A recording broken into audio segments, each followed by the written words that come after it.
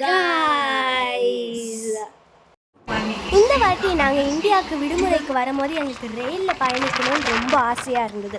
ஏன்னா அங்கே அமீரகத்தில் இருக்கும்போது இந்த வாய்ப்பு எங்களுக்கு கிடைக்கல. அதனால நாங்கள் இந்தியாவில் வந்தபோது ரயிலில் பயணிக்கலான்னு வந்தோம்.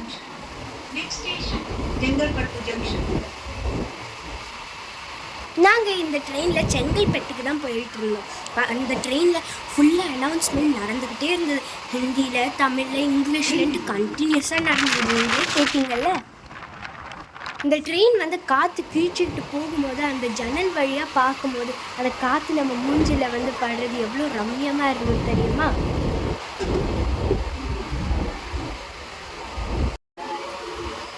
நாங்கள் ட்ரெயினில் போகும்போது இந்த டைமில் ட்ரெயின் காலியாக இருந்ததுனால நானும் தம்பி சுற்றி சுற்றி வந்து விளையாடிக்கிட்டு இருந்தோம்.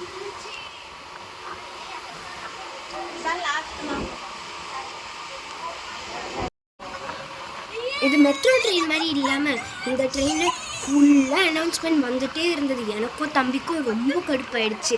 அதுவும் தமிழில் இங்கிலீஷில் மாற்றி மாற்றி சொல்லிக்கிட்டே இருந்ததுனால எங்களுக்கா ரொம்ப போர் அடிச்சிருச்சு.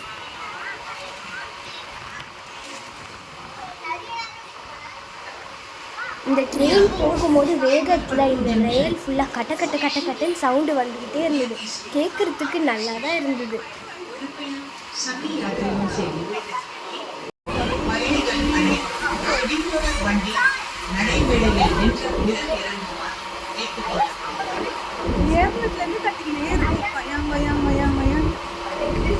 நாங்கள் இப்போ செங்கல்பட்டு ஜங்ஷனில் வந்து இறங்கிட்டோம்.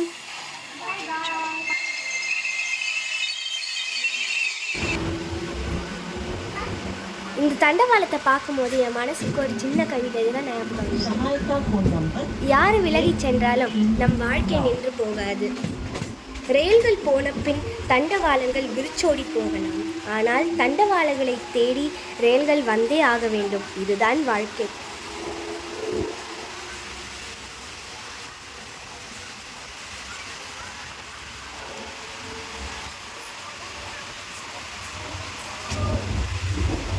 இந்த வாட்டி ஒரு மகிழ்ச்சியான விஷயம் என்னென்னா, நாங்கள் பார்த்த எல்லா ஏரியிலையும் நல்லா தண்ணி இருந்தது.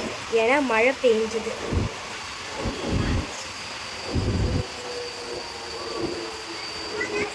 பல வருடங்களுக்கு அப்புறம் நாங்கள் குடும்பமாக ரயிலில் போனது எங்களுக்கு ரொம்ப மகிழ்ச்சியை தந்தது.